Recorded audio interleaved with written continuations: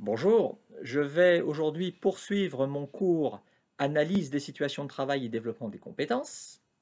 Lors de mes 4 dernières séquences vidéo, je vous avais proposé un exposé théorique assez dense qui s'intitulait La compétence voyage à travers un concept polysémique. Rappelez-vous, j'avais passé en revue 4 grands champs disciplinaires pour vous parler de ce concept de compétence. Je vous avais parlé de la compétence à travers les sciences du langage et de la communication, puis à travers les sciences du travail. Ensuite, j'avais passé en revue euh, les sciences de gestion, la GRH et le management stratégique. Et enfin, j'avais terminé par les sciences de l'éducation et de la formation. Alors je vais aujourd'hui poursuivre ma réflexion autour du concept de compétence, mais d'une manière un peu différente, euh, tout autant, tout aussi théorique d'une certaine manière, mais je vais m'appuyer sur 2 articles de recherche que je vous ai transmis. Le premier article de recherche, c'est un article assez ancien, paru en 1991 dans un ouvrage collectif qui s'intitule Modèle en analyse du travail.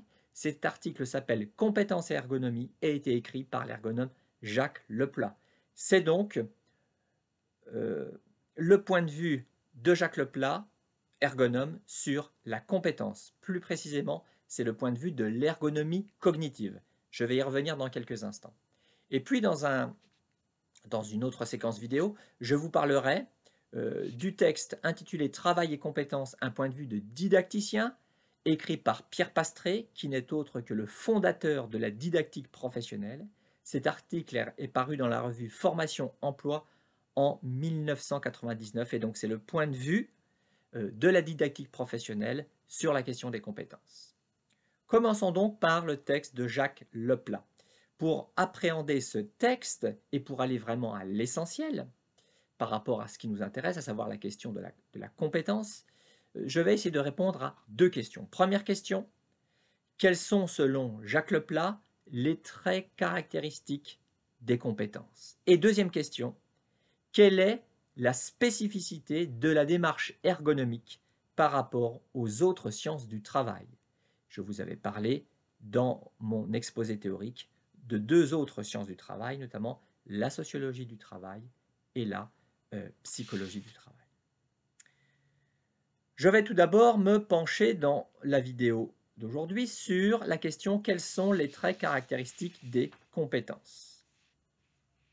Alors dans son texte, Jacques Leplat met en évidence 4 grandes caractéristiques.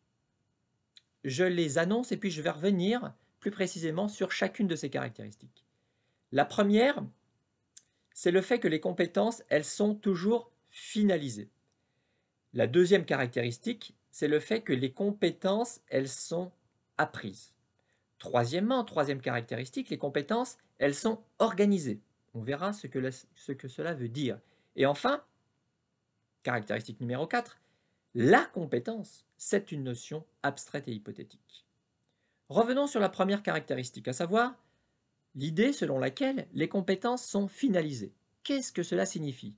Ça veut dire tout simplement que les compétences, elles sont tournées vers un but.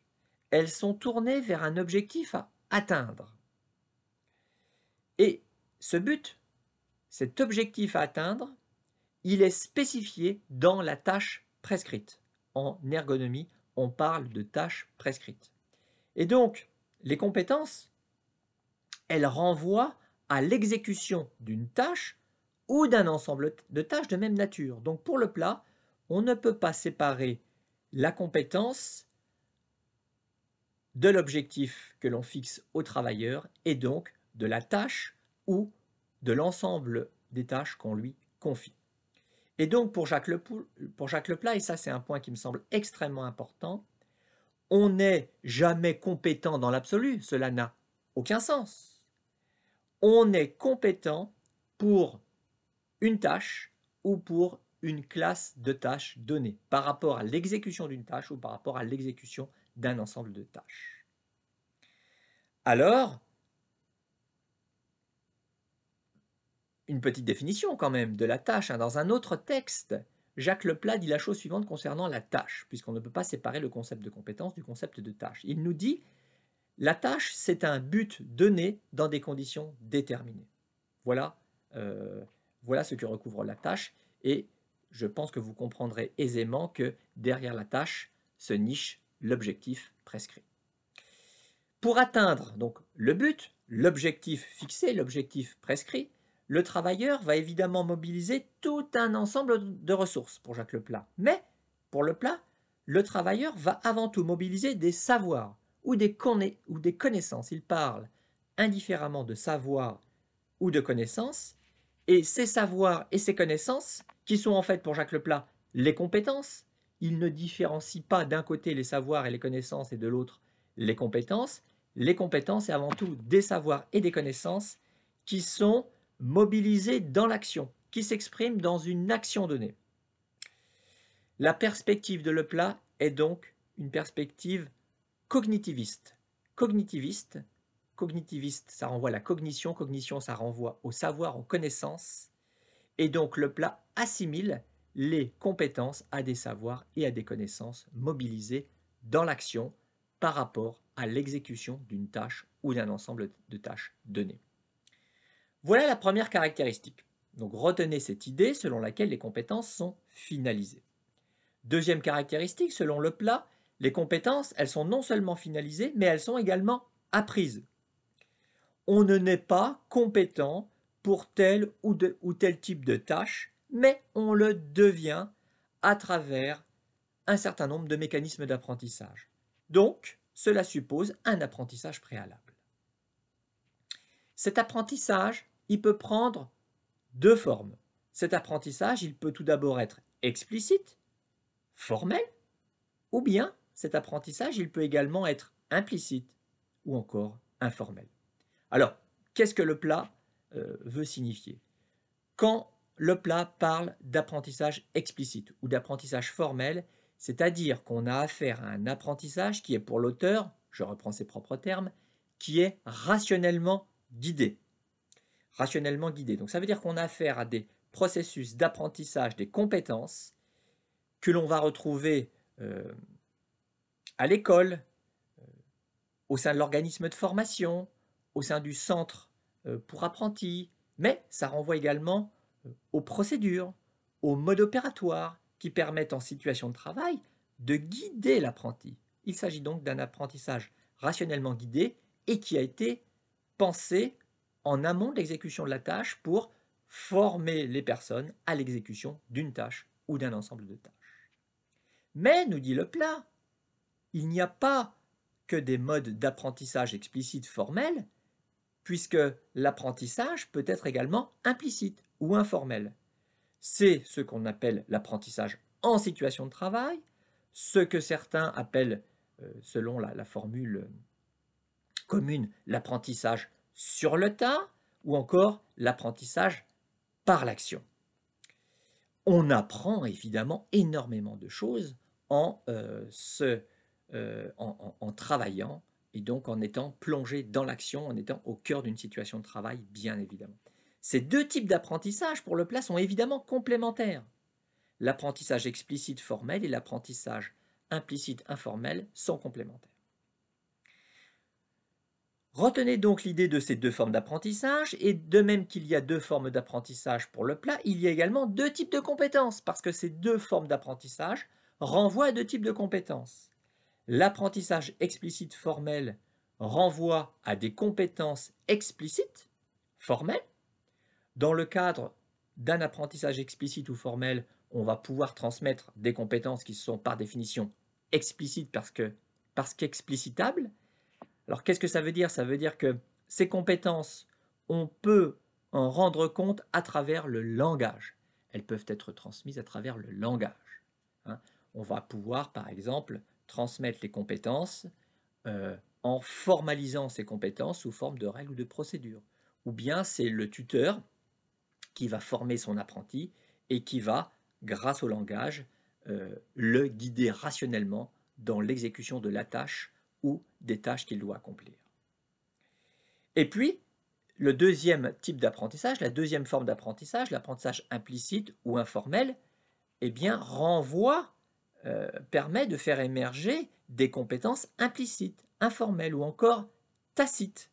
Il s'agit là de compétences qui sont en fait mises en œuvre, mobilisées dans l'action de manière quasiment inconsciente. Leplat, dans son texte, parle également de compétences incorporées, c'est-à-dire des compétences qu'on va mobiliser dans l'action, dans le travail, sans même finalement s'en rendre compte.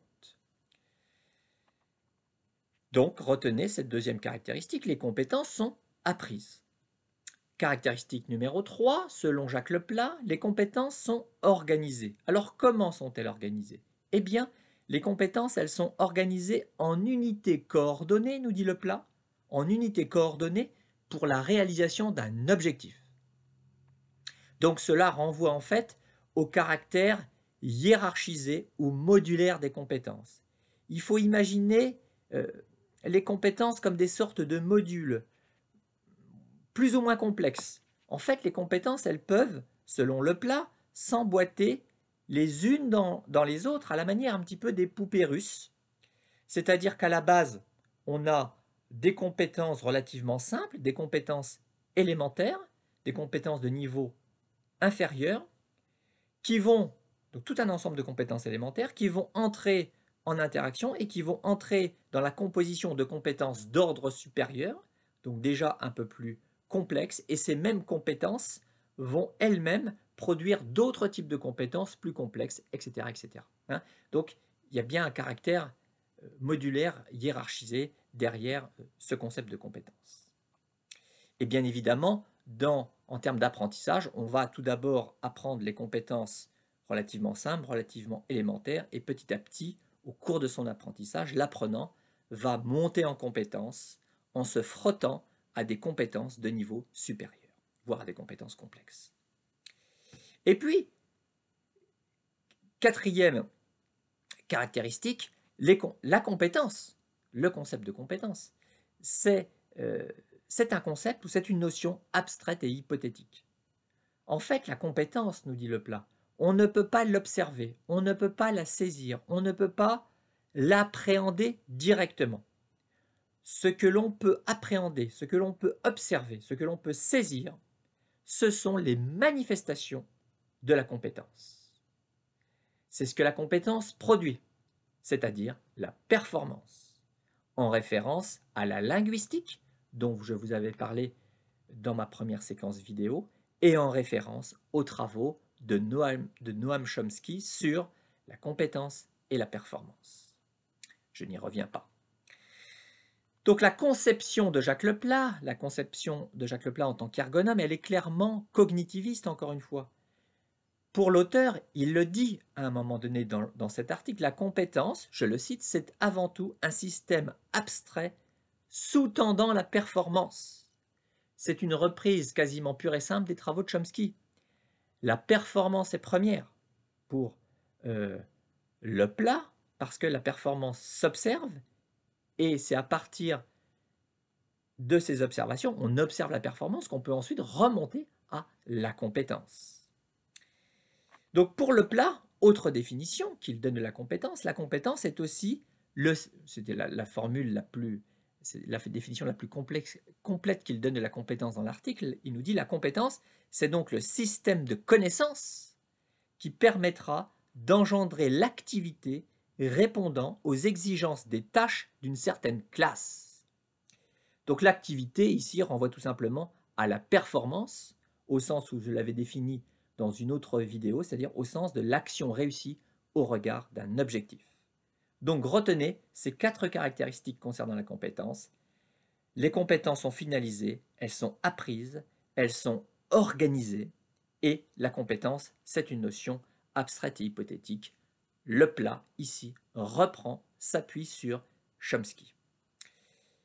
Voilà par rapport à cette première question. Dans la prochaine séquence vidéo, j'essaierai de répondre à la deuxième question, à savoir quelle est la spécificité de la démarche ergonomique par rapport aux autres sciences du travail.